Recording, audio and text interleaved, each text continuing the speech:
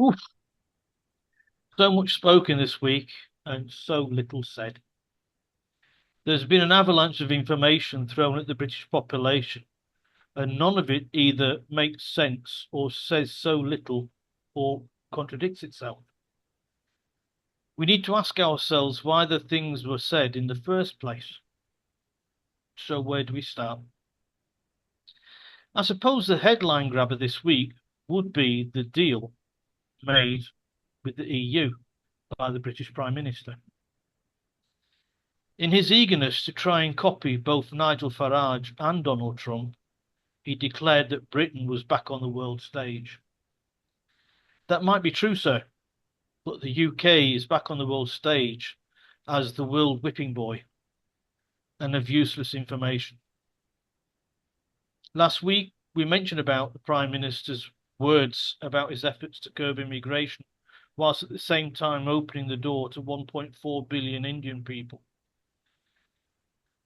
What that basically means is that the government is not trying to curb immigration, not from India anyway. As we speak of immigration, the population voiced its concern of the small boat people being of fighting age men.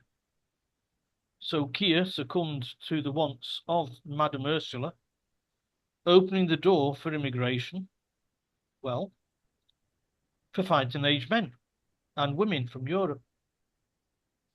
Although it hasn't been mentioned numbers nor definite ages, there's little wiggle room from the 1830 age group, making the UK seem like a larger Magaluf holiday hotspot. We were on about that the other day too. Yes. The Prime Minister promised to stop the boats, but only yesterday a flotilla of boats celebrating the 85th anniversary of Operation Dynamo and the evacuation of Dunkirk was told to make way for a small boat crammed to the rafters with illegal migrants, which translated as being we will not be stopping the boats anytime soon. Also, the fact that came to light of a poochie pet from an illegal immigrant, he's been held in quarantine, and all because of because of rabies. That's what you do with. Yeah, the 3 months or whatever it is, yeah. And Yes. of course, this is on the taxpayers' coinage, Mm. suggesting that the UK is still the land of milk and honey, which attracts these small boaters in the first place. The Prime Minister announced that he would reintroduce heat allowances, the winter heat allowances for the pensioners, but didn't say to what degree, claimed that it Mm. depends on the economy, which he says is picking up again. Whilst lurking in the shadows is the news that inflation is on its way back up, coming in at 3.5%, which surprised economists. Really? He also claimed that groceries in Lidl would be cheaper, the supermarket Lidl, Yeah, yes. would be cheaper after the EU neglecting to say, after the EU deal, neglecting to say that Lidl is a German company Mm. which already buys its stock from Eastern Europe, so Mm. the savings won't be all that much. Mm. Of course, he didn't say anything of how the deal would help Tesco's, Asda, or the humble co-op. If prices get lowered at Lidl or Aldi, another German concern, that would make life harder for the homegrown supermarket chains. Translated, it's like saying it will be the EU that will bring the profits in to, well, the EU, or Germany to be exact. Mm. But coming back to the heating allowance, as he is waving his left hand, proclaiming the good news, no brainer, no new houses Rayner is wanting to tax pensions, inheritance, and savings. Mm. So whereas they could be giving back the heating allowance to the pensioners, they're going to start taxing them. You couldn't make So this up. I really don't see the point. Once again, you don't need to be a polyglot to understand that the current administration is feeding with one hand whilst grabbing with the other, which seems to be the most common language being spoken in the British government at the moment. No wonder Boris Johnson, not much better than Starmer, called him an orange ball chewing gimp of Brussels. And if anybody should know, it's Boris Johnson. Oh, Off you go. oh dear. Well, we'll give it a vent this week. I don't think we should be mentioning Star and Gimp in the same sentence, but yeah, we'll park that one. Um, it's a uh, yeah, singing from different hymn sheets or deliberately undermining each other. Because yeah, it's obviously saying two different things. Had they not had a meeting and established what their plan of action is? Yeah, They're that's saying exactly. two contradict each other. Yeah, that's what I mean. Yeah, so um, I, is one deliberately playing against the other? I mean, that's the angle I'm looking at it from. I'm going to imagine that No Brains Rainer might have actually a brain cell operating at the moment of how to gain power. Yeah, she sees herself as a leader, as leadership quality. Yeah, well, yeah, okay, but um, It might be in this instance. yeah, she might be. Yeah. I'm not going to say the phrase that came to my mind, but yeah, yes. It is a. I mean, we've got a lot of domestic issues in the UK. He's this so-called leader of the UK is now curtailing or massaging or doing something with Brussels, van der Leyen in Brussels. Um, yes, you're quite right. I mean, yeah, Starmer's they've made it no secret that he likes these big federal centralized control. Yeah, which I seem to remember that was always in one particular kind of ideology. But okay, I'll park that one for the moment. Yeah. Um, I think personally, his popularity, okay, his personal popularity in the UK is really gone down. Yeah. I mean, yeah, it can't go down any further, can it? Um, it, Can. yeah, it might be. Okay. I mean, it's probably saved by the people he surrounded himself with, i.e., Miss Rayner and I Need a Taxi Lammy. Um, that probably is saving him at the moment. The only real threat could be Miliband, but I don't think so. I can't really think of any other names in the Labour frontage who could be a threat to him. Yeah, um, at this present time. Um, yes, we know he's playing. He either thinks that the general population of the UK are complete idiots, or he doesn't care. I don't know which it is. I'll be quite honest. Um, he cares about power, obviously. Um, it's obvious that he knows there's other problems, issues going on, but he's not addressing them. He's trying to, yeah, he is trying to smooth talk people over the immigration issue. But like you say, there's evidence on the ground that people can see with their own eyes that contradicts just about anything he says.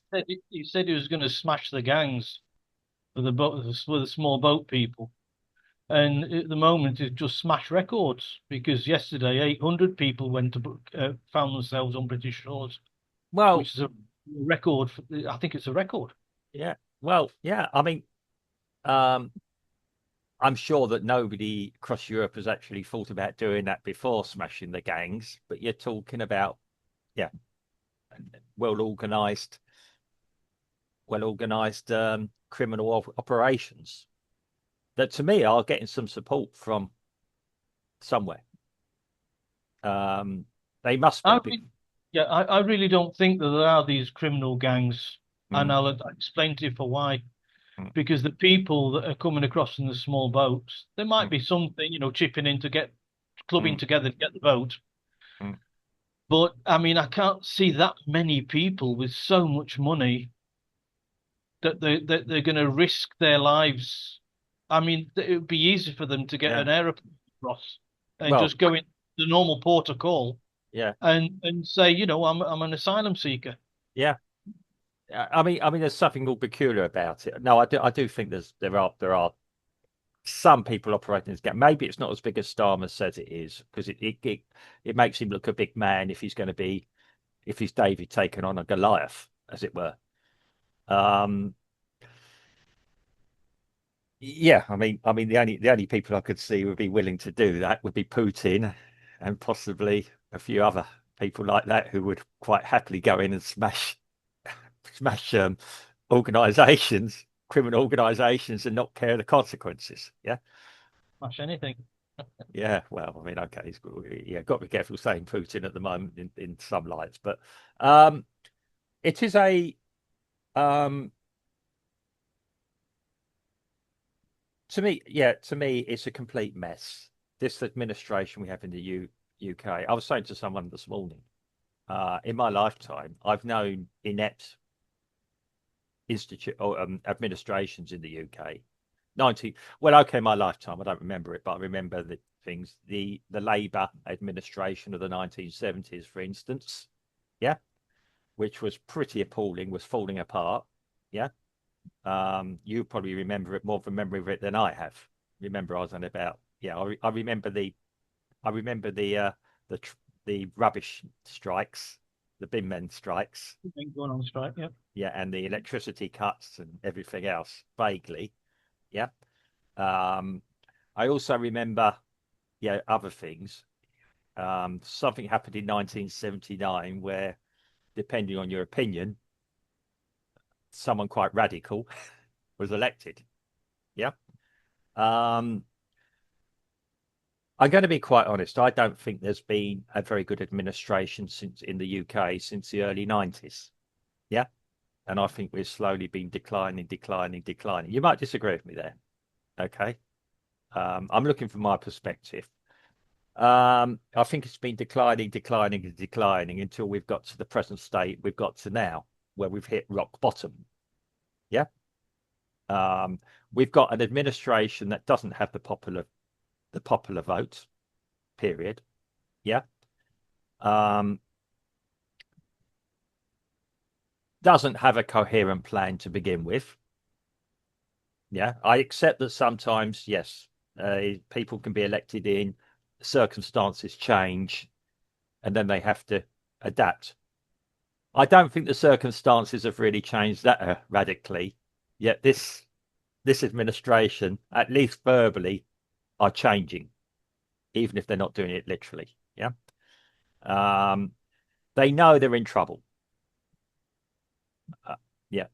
I mean, um, I'm just going to change the subject slightly, go off topic here.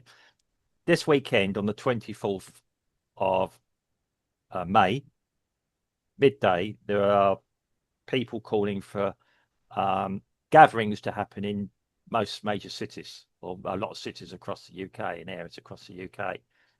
It's going to be interesting to see the attendance of these, which are focusing on, i.e., the immigration you've spoken about, the cost of living, and other issues. Yeah.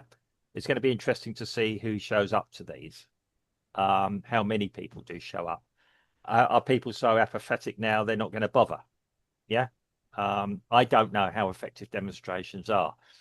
The police have said they're going to have attendance, certainly in my home county. Um, there's one councillor who's moaning that it's going to take his budget that he was going to use to mend roads and everything. Well, I suggest he steps down as being the leader of a council if he's worried about this kind of nonsense. Yeah. It shows me it already, I think he's a Labour council leader. It already shows that he's already admitting defeat. Yeah. Um, I think they're all absolutely, as you quite rightly said, absolutely terrified of Nigel Farage's reform. Yeah. As I said, the problem I have with Nigel Farage, if there was an election, he got in 6-8 weeks time, he couldn't change anything unless there is a massive, massive reform of the civil service. Yeah. A So when Tony Blair got elected, Mm, he said that he wasn't going to change anything. He got elected, mm. taking over the Conservatives Yeah, back in the day, yeah. and he said he wasn't going to change anything that the government is going to do Mm, in relation to the Conservatives. yeah, Basically, was we're going to do the same thing, yeah, and it's been like that ever since. So it wouldn't surprise me that if reform started to show its head yeah. a parapet a bit closer to the elections, you might even get the Conservatives and the Labour Party doing what they did in Germany and Mm, form a coalition. yeah. So, so it's just not because they think it's better for the country. It's Mm. just to Hold stick us. one up, just to stick one up on Nigel Farage. Yeah, but I think we're almost looking at a complete landslide victory for reform. I might be wrong there. I don't know at the moment. I mean, I'm not waving a banner or cheering for any particular party. I mean, I've already expressed my concerns about this, but we've got to vote for someone. If you're in a democracy and you want to use your vote, you have to vote for someone. As long Uh, as you have to as long as you have to put an X on on the ballot paper and you don't do it through a machine, yeah, but because we we all know what happens there. yes, yes. I'm not going to go into that one at the moment, if you No, it's don't mind. nothing to do with this. No, Let's look yeah. a little Yeah, bit close to the elections. yeah, yeah, yeah. I don't. Yes, I'm with you with that. I don't like electronic voting. I'm very suspicious of it. Let's put it that way. Having seen example of how it's rigged, or potentially rigged. Sorry, I'll qualify that. Yeah, it is a the UK is in a little bit of a mess at the moment, Basket admittedly. case. And for the people who, let's sort of resume it like this, Mm, it should never just accept what one politician says to you at any one moment, because mm, 5 minutes later they're going to tell you something else, and mm. it's just going to be contradicting what they've already told you. Yeah, before. So Yeah, if they don't rob Peter, they're going to rob Paul. yeah. Uh, you know, Balancing books is difficult, and I know that, and sometimes a bit of honesty. Really, what happened in 1979 with Thatcher was trying to effectively do a kind of doge of go through and find waste.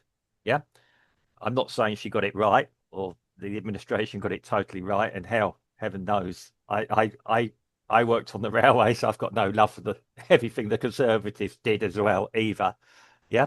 Um, yeah, it's a um, I'm just thankful that Keir Starmer's got Rachel Reeves at the helm and not Diane Abbott. uh, I'm not so sure about that. Diane Abbott, well, yeah, she would be serving in a Starmer administration to begin with. Um, at least she's an honest Paul, if you know what I mean by that. Yeah, I do believe that she's quite honestly believes everything she says, um, at least on that level. Um, Rachel Reeves, I really look. Sometimes I can accept somebody can be a bad politician and a good person, yeah, and possibly reverse, yeah. Don't you? I don't think she's either. No, and I was about to say that, and I look at that with Reeves. I look at that with I certainly look at that as Starmer. I question Starmer's credibility as a politician. I That's I ex that's exactly why he's claiming to do these yeah, deals. yeah, And he's trying to compare himself to Trump, trying to make yeah, yeah, himself look like yeah, Trumpy. yeah. He's going on about the immigration to try and steal Nigel Farage's thunder. Yeah, Uh, exactly. Yeah, but unfortunately, because of his personality, yeah. he can't quite carry it off. No, And even when he pronounces he's done such a good thing, he's like that little fat lad yeah. playing football. Mm. You know, he comes off the pitch, he's all sweaty and all sweaty and You've seen the fat, pictures, right? Yeah, and yeah, he thinks he played well. You know, you know what I mean? yeah. Yeah. A bit like Maguire, you mean? Yeah, and yeah, well, that's cool. I actually quite like Maguire. I think he does some good things. They're just hidden amongst all the bad things. Yeah. Um, and then but with Starmer, yeah, I question his competency as a politician. I have big questions about him as a competent man, and I am very dubious about any claims that he's actually a decent human being.